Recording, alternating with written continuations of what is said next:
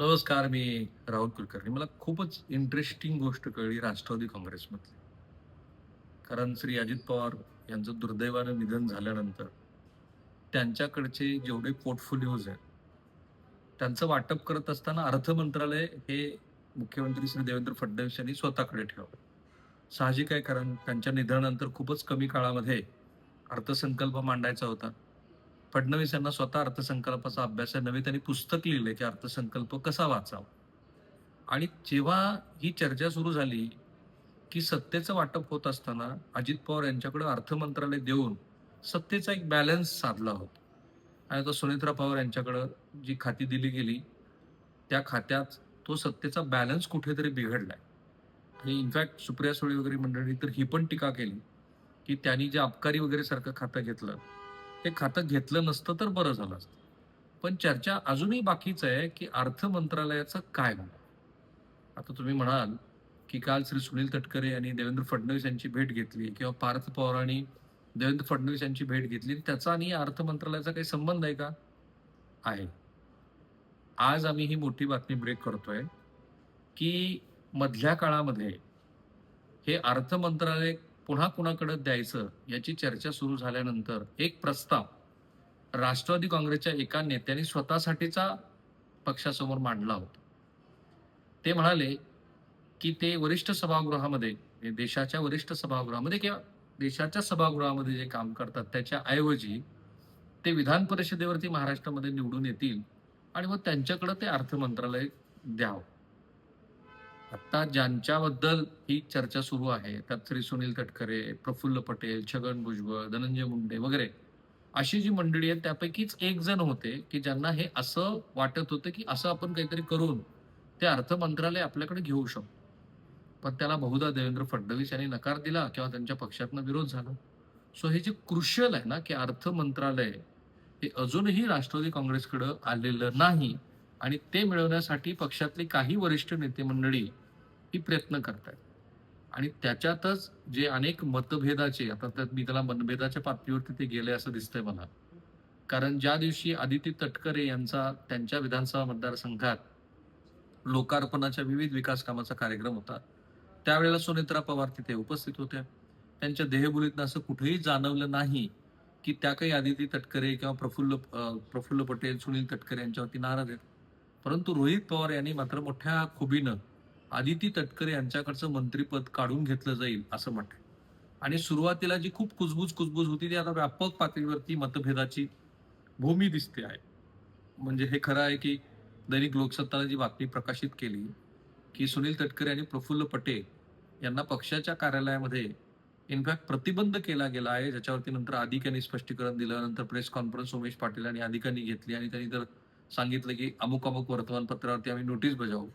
पण हे होत असताना सुनील तटकरे, पार्थ पवार यांच्यातले जे मतभेद आहेत किंवा प्रफुल्ल पटेल आणि पार्थ पवार यांच्यातले मतभेद, ते किती व्यापक पातळीवरती आहेत, हे पुन्हा-पुन्हा दिसायला लागलं. म्हणजे ज्या दिवशी सुनेत्रा पवार ह्या आसामवरून हेमंत बिश्वा शर्मा यांच्या मुख्यमंत्री पदाचा शपथविधी करून महाराष्ट्रात परत येणार होत्या. त्याच काळामध्ये ती यादी बाहेर आली आणि त्या यादीवरून मोठं बवंडर झालं आणि त्या बवंडरानंतर असं दिसतं आहे, की प्रफुल्ल पटेल हे थेट शरद पवारांच्या भेटीला गेले. त्यांच्या पाठोपाठ सुनील तटकरे गेले आणि दोघांनी मिळून ज्या काही बातम्या प्रसारित झाल्या त्याप्रमाणे पार्थ पवारांची तक्रार केली. आता तुम्ही म्हणताय, की मी मूळ मुद्दा सुरू केला होता तो अर्थमंत्री कोण?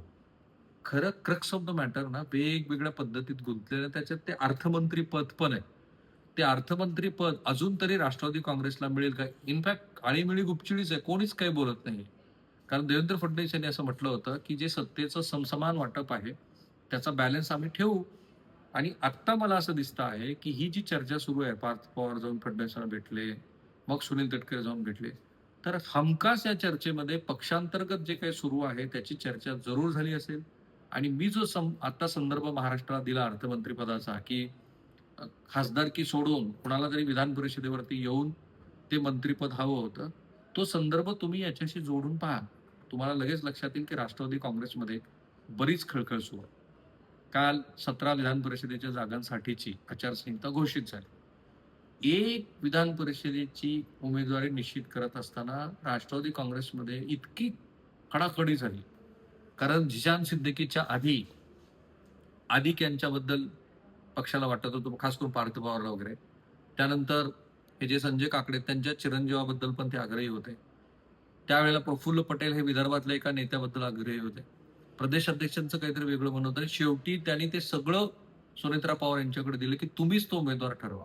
आणि फायनली झिशान सिद्दीकी यांच्याबद्दल 3 गोष्टी जुळून आल्या. एक त्यांचं जे बॉलिवूड कनेक्शन असं म्हणतात. त्याच्यानंतर त्यांचं स्वतःचं मुस्लिम असणं. त्यांचा पवार कुटुंबाबरोबर असलेला घरोबा आणि त्याचबरोबर त्यांच्या कुटुंबामध्ये घडलेली दुर्दैवी घडामोड. या सगळ्यांचा एकत्रित परिणाम म्हणून आणि पुढे आपल्याला दिसतं आहे, की पुढं जे काही राजकीय विचार आहे राष्ट्रवादी काँग्रेसचा, तो विचार कारण मी लातूर जिल्ह्यातल्या अहमदपूर विधानसभा मतदारसंघात विधानसभेच्या निवडणूक कव्हरेजसाठी आलो होतो. आणि त्याच्या काही दिवसच आधी सांगली मिरजमधनं विधान परिषदेची संधी ही राष्ट्रवादी काँग्रेसनं एका अल्पसंख्याक समुदायाच्या उमेदवाराला दिली होती. त्याचे पडसाद मला अहमदपूर विधानसभा मतदारसंघामध्ये दिसले, की जेव्हा बाबासाहेब पाटील यांच्यासाठी अल्पसंख्याक समुदाय सुद्धा मतदान आम्ही करू असं सांगायला लागलं. सो या सगळ्याचा अर्थ हा झिशान सिद्दीकी सारख्या निवडी मागे जातो. सो हे जे बॅलन्स आहे ना राष्ट्रवादी काँग्रेसला, की स्वतःचा मताचा टक्का ठेवायचा आणि पक्षातलं जे फ्रिक्शन आहे ते सांभाळत सत्तेतला वाटा मिळवायचा आहे. त्याच्यातच पक्षासमोरची मोठी आव्हान आहे. काल कोणीतरी बातमी प्रकाशित केली, की सुनेत्रा पवार हे खूप मोठा मास्टर स्ट्रोक खेळतील. दोन्ही राष्ट्रवादी काँग्रेस एकत्रित आणण्याचा प्रयत्न होईल. कारण शरद पवारांनी पण त्यांच्या कार्यकारिणीची बैठक बोलवलेली आहे. माझ्या मते असं काही होणार नाहीये. कारण ते जर असं झालं तर राष्ट्रवादी काँग्रेसमध्ये म्हणजे अजित पवारांच्या पक्षामध्ये पुन्हा जुन्या राष्ट्रवादीतल्या मंडळींचं वर्चस्व वाढेल. आत्ताच बारामतीची लढाई खूप जोरात सुरू आहे. कारण तिथल्या अगदी लग्न समारंभ, छोट्या-छोट्या विधीसाठी सुद्धा रोहित पवार त्या कुटुंबांना जाऊन भेटतायत. त्यांना पूर्ण आशा असावी, की राजकारणामध्ये शेवटी स्पेस भरून काढायचाच असतो. अजित पवारांच्या नंतर तो स्पेस निर्माण झालेला आहे. तो भरून काढण्याचा ते प्रयत्न करतायत. मग अशा वेळेला तिथेच मुळात जी लढाई बारामतीत होणार आहे, त्या व्यापक लढाईमध्ये जर दोन्ही राष्ट्रवादी काँग्रेस एकत्रित आले, तर त्या लढाईला काही अर्थच उरणार नाही. सो इतक्या पातळीवरती राष्ट्रवादी काँग्रेसमध्ये फ्रिक्शन सुरू आहे. आणि मूळ जो मुद्दा मी म्हटला तो आहे अर्थ मंत्रालयाचा. त्याच्याबद्दल अजून कुणी काहीच बोलत नाही कारण हे फ्रॅक्शन मिटलेलं नाहीये. प्रत्येकाला असं वाटतं की आपल्याकडे अर्थमंत्रीपद आलं पाहिजे. भारतीय जनता पार्टी ते अर्थमंत्रीपद इतक्या सहजासहजी सोडेल असं वाटत नाही. कारण तसं झालं तर मग पुन्हा तिजोरीच्या चाव्या ह्या राष्ट्रवादी काँग्रेसकडे जातील. बरं जे स्ट्रेचर आणि जी अंडरस्टँडिंग अजित पवारांना होती, ती आहे का? तर तोही असे अनेक प्रश्न आहेत. त्यातल्या त्यात सुनील तटकरे हे मंत्री म्हणून दीर्घकाळ त्यांचा सभागृहाचा अनुभव आहे. तर ते स्वतःसाठी प्रयत्न करतायत का? प्रदेशाध्यक्ष म्हणून त्यांची काय भूमिका? अशा अनेक गुंत्यामध्ये राष्ट्रवादी काँग्रेसमधलं हे फ्रिक्शन हे एकमेकांशी होताना दिसतं. आणि म्हणूनच पार्थ पवार यांचं भेटणं आणि काल सुनील तटकरे यांचं जाऊन भेटणं. कारण ह्या सगळ्यामध्ये मी सतत सांगतो आहे, की ह्या सगळ्यामध्ये एक त्रयस्थ आणि महत्वाचा पक्ष आहे भारतीय जनता पार्टी. जी डील झाली होती त्या डीलप्रमाणे असं ठरलं होतं, की अजित पवार यांच्या निधनानंतर त्यांच्या पक्षात जर फूट पडत असेल, तर भाजप त्या पक्षातल्या कोणत्याही नेत्यांना आपल्याकडे घेणार नाही आणि शिवसेनेने पण घेऊ नये एकनाथ शिंदे यांच्या. पण जर पक्षच मुळापासून फुटत असेल आपापसातल्या मतभेदामुळं, तर भारतीय जनता पार्टी ह्यातल्या बहुसंख्य लोकांना आपल्याकडे जरूर घेईल. कारण आम्ही पक्ष फोडलेला नाही, तुमचा पक्ष आपापसातल्या मतभेदाने फुटला असं म्हणतो.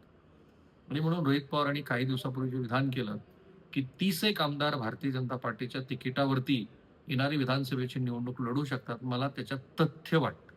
कारण ज्या पद्धतीनं पक्षात फ्रिक्शन आहे, नेतृत्वाचा प्रश्न आहे, अर्थमंत्रीपदाचा प्रश्न आहे वगैरे, कार्यकारिणीच्या निवडीवरून जे काही चाललंय. त्यामुळे तिथे खूप बारकाईने लक्ष ठेवणं गरजेचं आहे. आणि म्हणून मी म्हटलं, की सुनील तटकरे यांची जी भेट आहे, ती वरकरणी जरी एका पक्षाच्या प्रदेशाध्यक्षांनी मुख्यमंत्र्याची जाऊन घेतलेली भेट अशी वाटत असली, तर त्याच्यामध्ये खूप सारे पदर आहेत. आणि खरं आव्हान तर सुनेत्रा पवार यांच्यासाठी. एक उमेदवार निश्चित करताना त्यांना झिशान सिद्दीकीच्या कितीतरी अडचणींचा, कितीतरी दबावाचा सामना करावा लागला होता. आता तर इथे तुम्हाला विधान परिषदेतली त्यांच्या वाटेला आलेल्या 3 ते 4 उमेदवारांची निवड करायची आणि तेच खरं त्यांच्यासमोरचं आव्हान आहे. त्यांच्या दुर्दैवाने त्यांच्या कुटुंबात घडलेल्या ह्या घटनाक्रमानंतर ज्या पद्धतीची राजकीय परिस्थिती निर्माण झाली आहे, ती परिस्थिती त्यांच्यासाठी दिवसेंदिवस कठीण असं आव्हान बनते. कारण एकीकडे त्यांना पक्ष सांभाळायचा आहे. आपल्या मुलांचं जे काही मत आहे, दोन्ही मुलांचं ते सांभाळायचं आहे आणि पुन्हा बारामतीकडे लक्ष द्यायचं आहे. हळू मी एक चर्चा ऐकली राष्ट्रवादी काँग्रेसमधली, की ते तुलना करतात अजित पवारांची आणि सुनेत्रा पवारांची. सुनेत्रा पवार ह्या अतिशय म्हणजे त्यांची जरी कौटुंबिक पार्श्वभूमी सगळी राजकीय असली, तरी अजित पवार हे अजित पवार आहेत. म्हणजे ते मंगळवारी जेव्हा ह्या आमदारांची बैठक घ्यायची, तेव्हा संध्याकाळपर्यंत आमदारांना कळायचं, की त्यांनी जो काही मुद्दा मांडला त्याच्यावरती अजित पवारांनी काय केलंय. आता तशी जर ती अपेक्षा सुनेत्रा पवार यांच्याकडनं करत असतील, तर ती इतक्यात फुलफिल होणार नाही. आमदारांनी सुद्धा सुनेत्रा पवार यांना थोडासा वेळ द्यायला हवा. पण राजकारण इतकं गतिमान झालंय, की कोणाला इथे एका दिवसासाठी सुद्धा वेळ नाहीये. सो थांबूया बेनते. खूप महत्त्वाच्या अशा महाराष्ट्रातल्या घडामोडी आता नीट बरोबर आपण कव्हर करतोय. काही दिवसापासनं जे आपण इराण आणि हे सगळ्या युद्धासंदर्भात ते कॉन्फ्लिक्ट्स कव्हर करत होतो, त्याला छोटासा ब्रेक मिळालाय. पुन्हा लवकरच आपण त्याच्यावरती परतू. पण तुर्तास आमचा नीटवरचा फोकस आम्ही काही हलू देत नाही. एनडीए हे आमचं पुढचं लक्ष. थांबूया.